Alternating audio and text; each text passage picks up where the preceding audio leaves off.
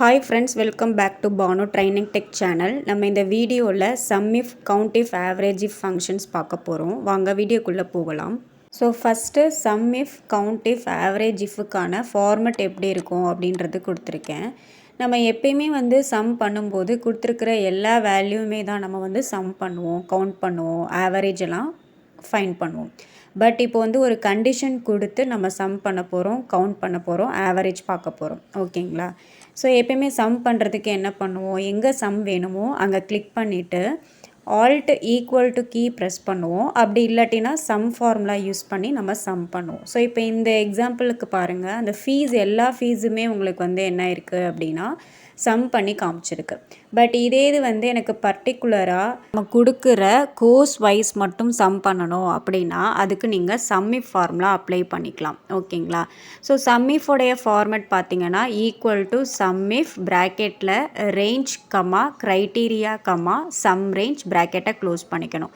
So இதுதான் சம்மிஃபோடைய format.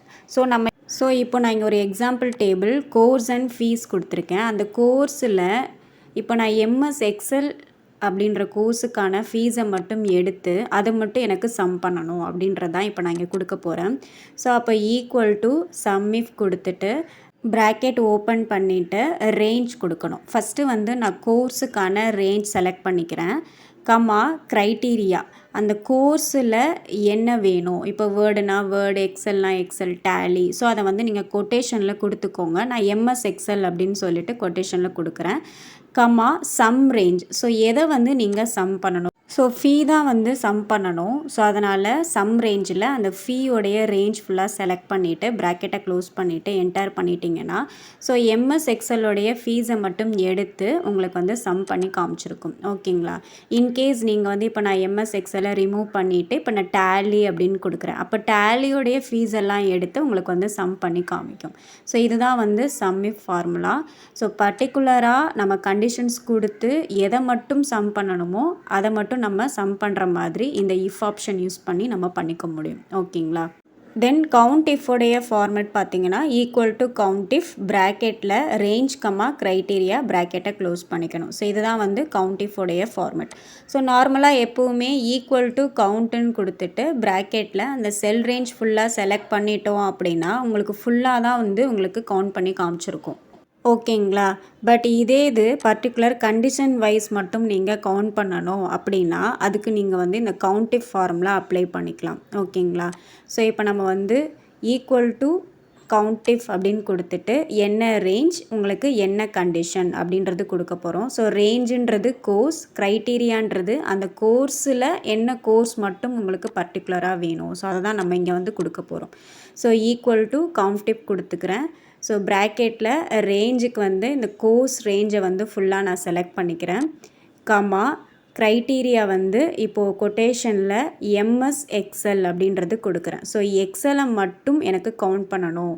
So ப்ராக்கெட்டை close பண்ணிவிட்டு என்டர் பண்ணிட்டீங்கன்னா ஸோ எம்எஸ் எக்ஸல் பார்த்தீங்கன்னா 4 இருக்குது. ஸோ அதனால் அவுட்புட் 4ன்ற கவுண்டிங் க்ரியேட் ஆகிருக்கு. இப்போ இன்கேஸ் நான் எம்எஸ் எக்ஸலை ரிமூவ் பண்ணிவிட்டு எம்எஸ் வேர்டுன்னு கொடுத்தீங்கன்னா ஸோ வேர்டை மட்டும் உங்களுக்கு கவுண்ட் பண்ணி காமிச்சிருக்கும். ஓகேங்களா? ஸோ இதுதான் கவுண்ட்டுக்கும் கவுண்டிஃபுக்கும் உள்ள டிஃப்ரெண்ட். ஸோ கவுண்ட்டுனா எல்லாத்தையும் கவுண்ட் பண்ணும், கவுண்டிஃப் அப்படின்னா நம்ம கொடுக்குற கண்டிஷன் வைஸ் மட்டும் உங்களுக்கு கவுண்ட் பண்ணும். ஓகேங்களா? ஸோ அதே மாதிரி தான் நெக்ஸ்ட்டு பார்க்க போகிறது ஆவரேஜ் இஃப். ஸோ பொதுவாக ஆவரேஜ் அப்படின்னா எல்லா வேல்யூம் தான் உங்களுக்கு ஆவரேஜ் பண்ணி காமிச்சிருக்கும். ஸோ நம்ம எப்பயுமே ஈக்குவல் டு ஆவரேஜ் கொடுத்துட்டு எந்த ரேஞ்ச் ஆவரேஜ் பண்ணணுமோ அதை நம்ம ப்ராக்கெட்டில் கொடுத்துருப்போம். ஓகேங்களா? அப்போ அந்த ஃபுல் வேல்யூம் தான் உங்களுக்கு ஆவரேஜ் பண்ணி காமிச்சிருக்கும். ஸோ இப்போ நான் என்டர் பண்ணதுமே பாருங்கள் ஃபுல் வேல்யூவையும் உங்களுக்கு ஆவரேஜ் பண்ணி காமிச்சிருக்கு. ஓகேங்களா? பட் இதே இது பர்டிகுலராக சம் கோர்ஸ் வைஸ் மட்டும் ஆவரேஜ் பண்ணணும் அப்படின்னா ஸோ அதுக்கான format equal to average if ப்ராக்கெட்டில் range comma criteria comma average range. So இதுதான் ஃபார்மேட். ஓகேங்களா? So equal to average if அப்படின்னு கொடுத்துட்டு ப்ராக்கெட்டில் நான் ரேஞ்ச் கோர்ஸுக்கான ரேஞ்ச் ஃபுல்லாக செலக்ட் பண்ணிக்கிறேன். கமா க்ரைட்டீரியா எம்எஸ் எக்ஸல் அப்படின்னு கொடுக்குறேன். ஸோ எம்எஸ் எக்ஸலோடைய கோர்ஸ் ஃபீஸை மட்டும் எடுத்து உங்களுக்கு என்ன பண்ணணும், ஆவரேஜ் பண்ணி காமிக்கணும். ஸோ அப்போ கொட்டேஷனில் எம்எஸ் எக்ஸல் கொடுத்துட்டு கொட்டேஷனை க்ளோஸ் பண்ணிவிட்டு கம்மா ஆவரேஜுக்கான ரேஞ்ச் வந்து என்ன ஃபீ. ஸோ அந்த ஃபீன்ற ரேஞ்ச் ஃபுல்லாக செலக்ட் பண்ணிவிட்டு ப்ராக்கெட்டை க்ளோஸ் பண்ணிவிட்டு என்டர் பண்ணிட்டீங்கன்னா ஸோ அப்போ எம்எஸ் எக்ஸலுடைய ஆவரேஜ் மட்டும் உங்களுக்கு காமிக்கும். ஓகேங்களா? ஸோ இப்போ இன்கேஸ் நான் இங்கே ரிமூவ் பண்ணிவிட்டு வேறு ஏதாவது கோர்ஸை நீங்கள் அங்கே கொடுத்துட்டு என்டர் பண்ணிட்டீங்கன்னா அந்த கோர்ஸுக்கான ஆவரேஜ் மட்டும் உங்களுக்கு காமிக்கும். ஓகேங்களா? ஓகே, இந்த 3 ஃபார்மேட்டும் உங்களுக்கு அண்டர்ஸ்டாண்ட் ஆகிருக்கும் அப்படின்னு நம்புகிறேன். ஸோ இந்த வீடியோ உங்களுக்கு பிடிச்சிருந்துச்சு அப்படின்னா லைக் பண்ணிக்கோங்க. உங்கள் ஃப்ரெண்ட்ஸ் யாருக்கெல்லாம் தேவைப்படுதோ அவங்களுக்கெல்லாம் ஷேர் பண்ணுங்கள்.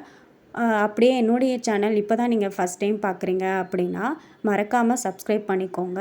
அப்படியே பக்கத்தில் இருக்கிற பெல் பட்டன் கிளிக் பண்ணிவிட்டு ஆல்ன்ற ஆப்ஷன் கொடுங்க. அப்போ தான் நான் போடுற வீடியோ உங்களுக்கு நோட்டிஃபிகேஷனில் வரும். ஓகே, நெக்ஸ்ட் வீடியோவில் பார்க்கலாம். தேங்க்யூ ஃபார் வாட்சிங் ஃப்ரெண்ட்ஸ்.